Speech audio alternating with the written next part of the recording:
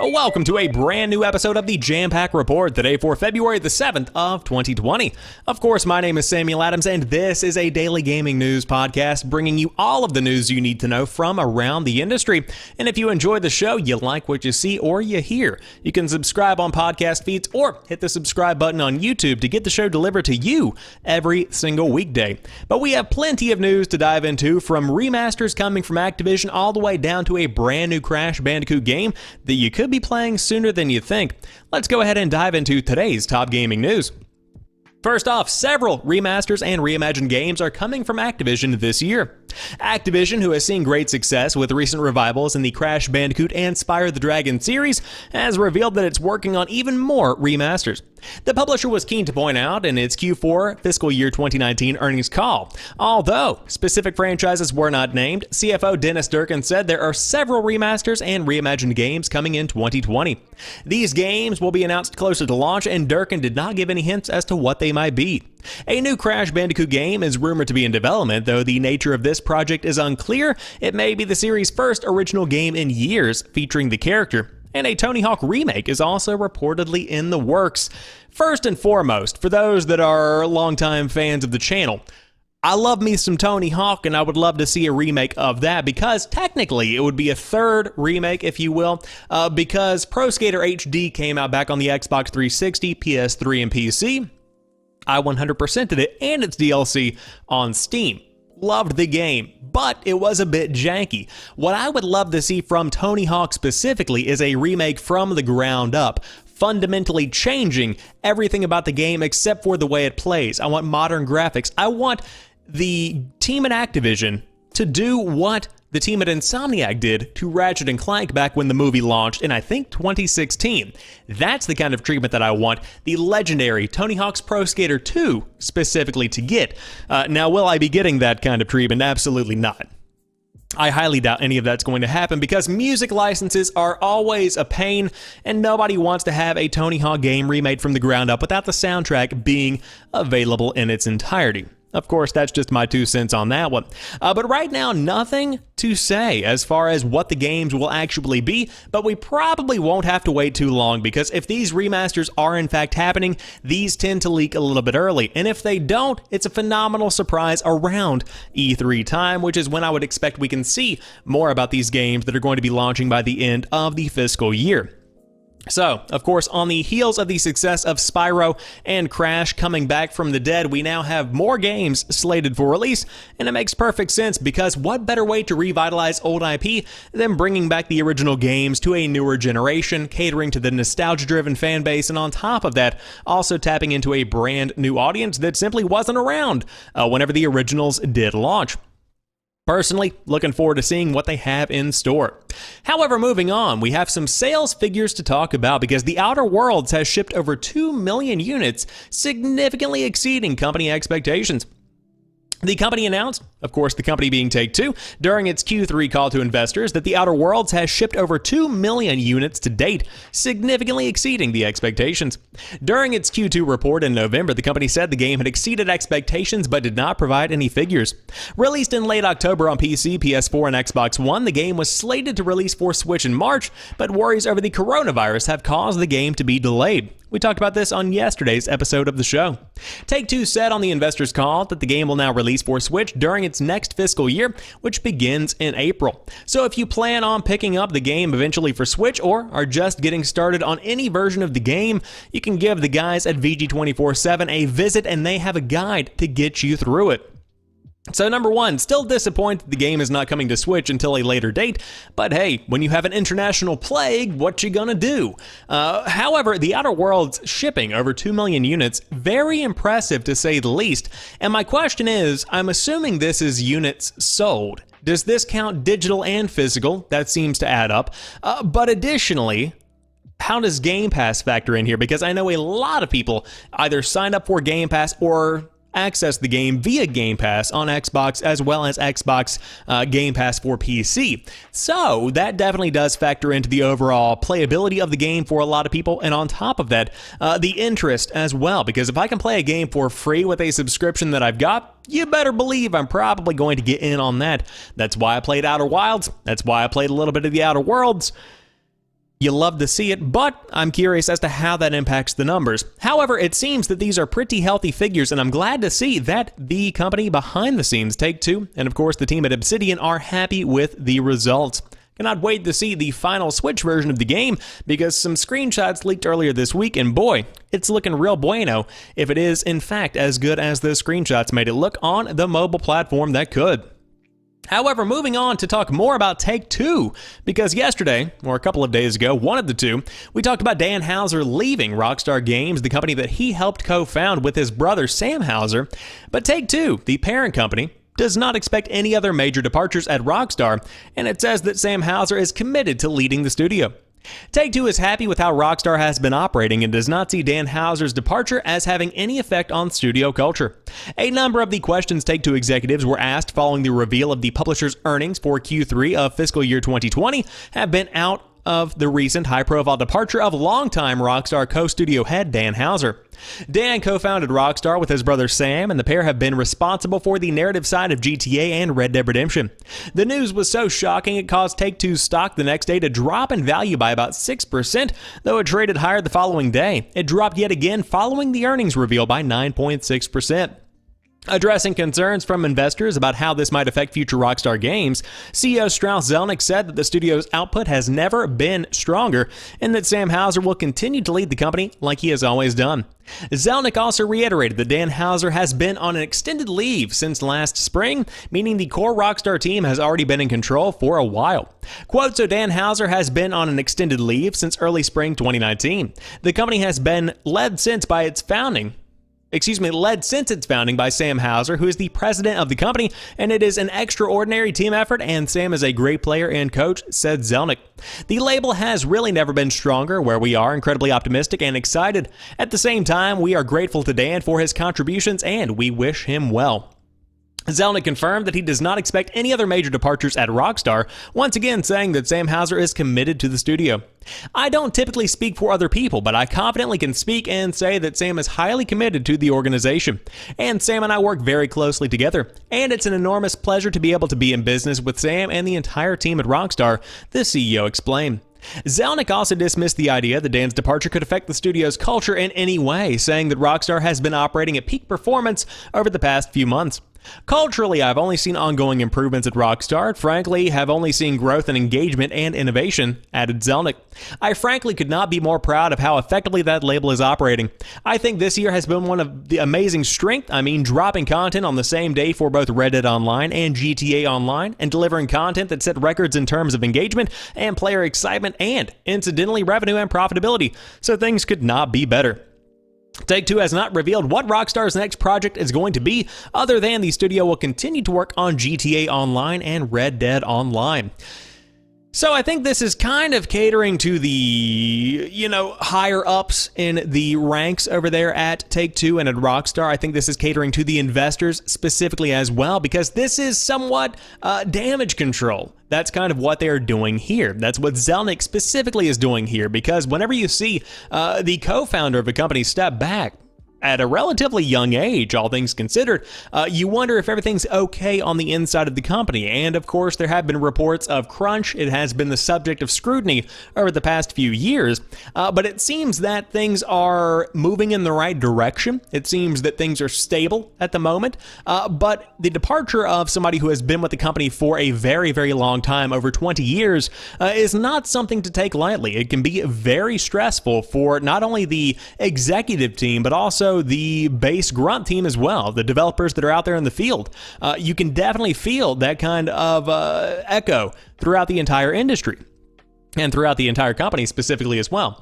So more news coming, I'm sure, about what's happening behind the scenes at Rockstar, but I guarantee you GTA 6 is in development. I would not be surprised to see Bully 2, but of course, both of those games, if they are happening, or any other games for that matter, are certainly going to be on the next generation of consoles, undoubtedly, at this point. But speaking of very successful Rockstar games, Red Dead Redemption 2 and GTA 5 sales have hit more than 150 million. That is pretty big. On top of that, Red Dead Online and GTA Online are also absolutely killing it. Rockstar has already done a bit of boasting about the ongoing success of GTA 5 and Red Dead Redemption 2, especially their online components, and now Take-Two has provided some more numbers to put it into context. In its recent quarterly earnings call, the publisher announced that GTA 5 sales exceeded expectations despite it entering its 7th year. Can we all take a moment to think that it's been 7 years since Grand Theft Auto 5 released, but it's boasting more than 120 million lifetime sales. You would think that everyone who wanted it would have already gotten it, but no, another 20 million people picked it up last year. The arrival of the Diamond Casino gave GTA Online a bump, which has been on a roll for the last couple of months, and at the age other online games would be dipping, GTA Online is only getting busier and, for Take-Two and Rockstar, more lucrative.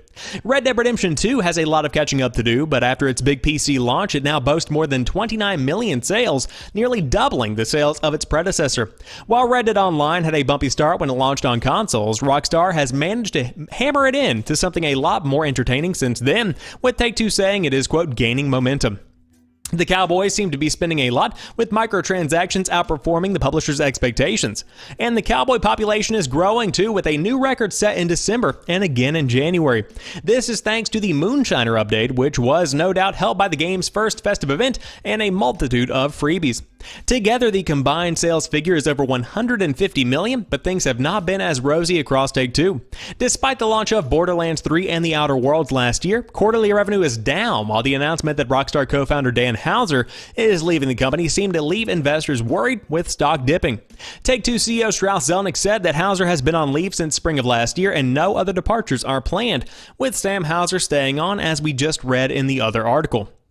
So the main story here is the astronomically high sales figure status of Red Dead Redemption 2 and GTA 5. Again, 120 million to date for GTA 5. On top of that, roughly 30 million for Red Dead Redemption 2, which is very impressive to say the least, especially in terms of Red Dead Redemption 2, because I didn't know how good that game would do, but I think its status as somewhat of a prequel certainly did help it in the long run. And on top of that, the game itself is just cinematically gorgeous. Its story is phenomenal. Red Dead Redemption 2 is one of the better games that has come out this generation, and it very well could be Rockstar's best game to date. I would go as far as to say that. Now, will this momentum continue?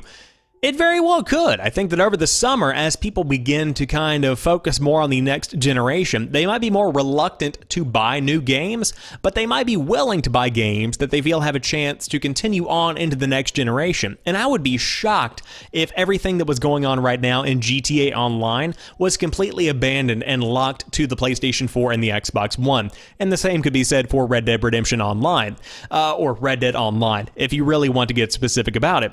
And so if those are going to be cross-platform experiences, and of course with backwards compatibility, technically they could be already, that is going to propel more people over the summer to buy more in-game items, to invest in microtransactions, and to continue pumping more money into a game that they know and love, and GTA is certainly that game for a lot of people. In fact, it still remains in the PlayStation Store top downloads as of January of 2020. The most downloaded games on the PlayStation Store for January were GTA 5, Call of Duty Modern Warfare, and The Witcher 3, depending upon the region. Sony has announced the most downloaded games on the PlayStation Store for January, and GTA 5 topped both the European and US charts. In the US, GTA 5 was followed by 2019's most downloaded game, Call of Duty Modern Warfare. In third was the new release, Dragon Ball Z Kakarot, followed by The Witcher 3 Wild Hunt Complete Edition and Star Wars Battlefront 2, respectively. The Witcher 3 was the second most downloaded game over in Europe and was followed by FIFA 20, UFC 3, and Call of Duty Modern Warfare, rounding out the top 5. You can find the top 20 most downloaded games for the respective stores below, and you can head through the links. You can also find out which VR, DLC, and free-to-play games were downloaded by the most PS4 users. But the standouts here, of course, were pretty much as to be expected. Again, GTA 5 sitting at number 1. I'll tell you why this makes sense. It's right after the holidays. It is at a time whenever not too many games are coming out, so people are beginning to fall back on the familiar. People are beginning to go back on what they know, and even if they are just novice gamers who just happened to get a PS4 for Christmas last year, you've probably heard of GTA 5. So that's why that is sitting at number 1. But notably on the top 20, I would say sits Madden NFL 20, which of course is there because of the Super Bowl coming up at the time of this list. Then additionally, a standout for me includes Need for Speed Heat, which is one of the lesser-known games from last year that I hear is actually a pretty good game. Have not played it myself, but it's awesome to see that Marvel Spider-Man is hanging in at number 20. Now, the European chart, always a bit different, but somewhat the same. I would say that FIFA 20 is up there. That's not going to be in the top over here on the US charts, but hey, you know, still a good game nonetheless. However, that is your top games for January as far as the PlayStation Store download chart goes. But what could it be this time next year? Probably the new Call of Duty that's coming out in 2020, because a new COD has been confirmed for later this year. I know, shocking. In the most surprising news of 2020, today Activision confirmed that a new Call of Duty game is releasing this year. The surprise confirmation came during the company's earnings call, where it talked not only about Call of Duty Modern Warfare, but the future of the best-selling and long-running FPS series. As you would expect, this is where the salient details dried up. When in 2020 it will release was not divulged, nor was a name or what developer is working on it. That said, what Activision did note is that the new title is generating high interest internally. In other words, early playtest of the game have been very positive, and as a result, Activision, quote, feels great about the content that the game will come packing. Interestingly, the publisher also made a note to investors that it does not expect this new installment to generate as much revenue as Call of Duty Modern Warfare did late last year when it hit on PS4, Xbox One, and PC. However, it said the same thing about last year's game compared to Black Ops 4, so this may just be Activision exercising some caution in front of investors. While Activision has declined to divulge any official details on the game, we do have unofficial details. Last year, Kotaku reported that 2020's game would be Call of Duty Black Ops 5 from Treyarch Studios after Sledgehammer and Raven Software's 2020 Call of Duty game was internally canned. According to the report, this title was going to be set during the Cold War and would likely involve the Vietnam War as well. The report further claims that both studios will still be on Call of Duty 2020, but only as support studios.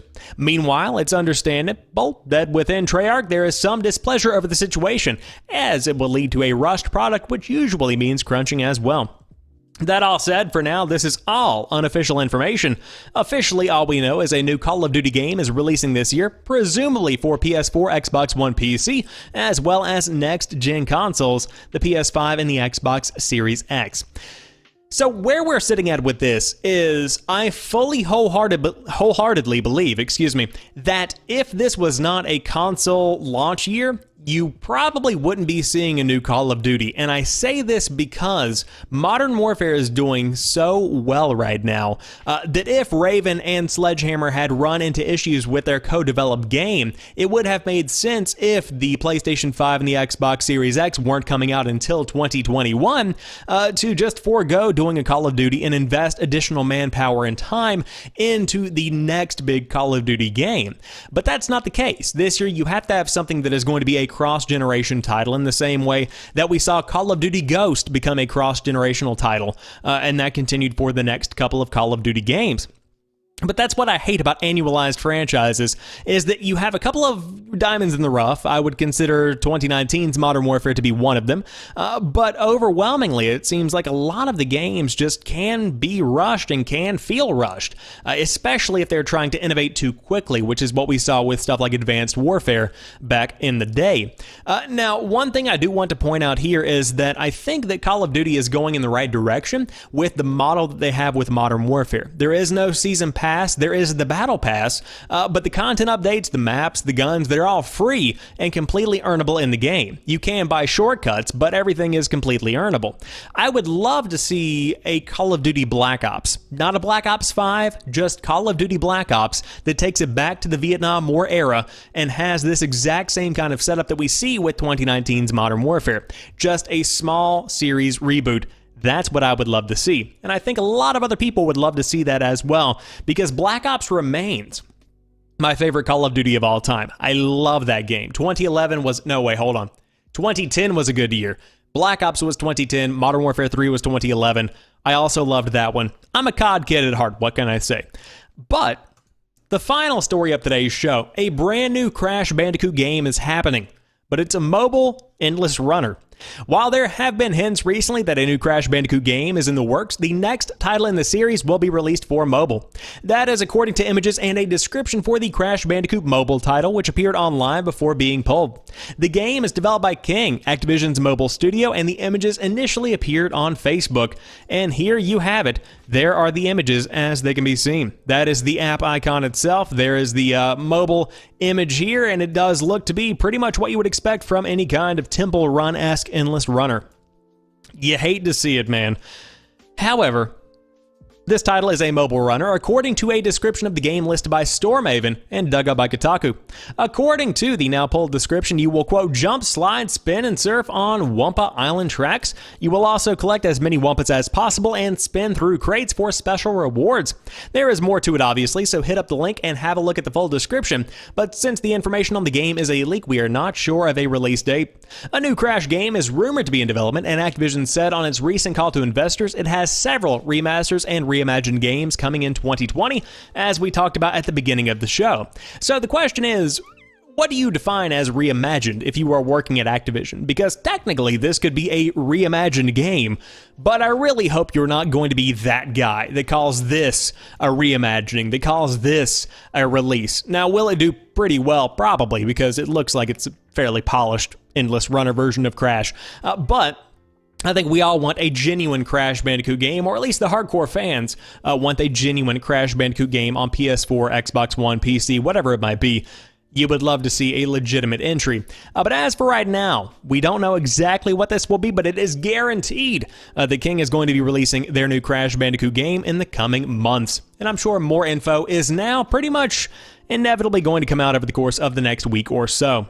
But that rounds out today's episode of the Jampack Report. If you enjoyed this one, be sure to drop me a like down below and let me know what you think about the show itself or the news that we covered today. I would love to hear your thoughts. Of course, happy Friday. I hope you guys have a good weekend. I'll be back on Sunday with an episode of The Drop, and then the show resumes on Monday with the hottest gaming news that breaks over the weekend, because there's inevitably always something, sure, why not, happening in this industry. Until next time, you guys have a great one. I'll talk to you soon, and peace.